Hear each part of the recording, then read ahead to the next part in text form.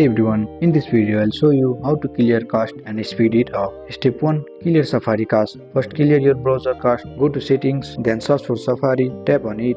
Then tap on clear history and website data. Tap clear history and data. This removes cached files that slow down Safari. Step 2. Clear app cache by offloading apps. For apps without a clear cache button, use offload. First go to settings, then tap on general, then iPhone storage. Select an app to offload app, then reinstall it. This clears cache without deleting your data. Step 3. Restart your iPhone. Restart your iPhone. This clears temporary system cache for refresh memory. Step 4. Clear cache from social media apps. Apps like Instagram, TikTok and YouTube store a lot of cache. Deleting and reinstalling those apps clears hidden cached files. Step 5. Remove old messages and attachments. Go to message, delete all conversation with photos and videos. Those files count as well as cached storage. Step 6. Update iOS. Go to settings, then general, then software update. Install any available update. Update obtain, clean up system cache and improve performance. And that's how to clear cache on iPhone and make it faster. And that's it.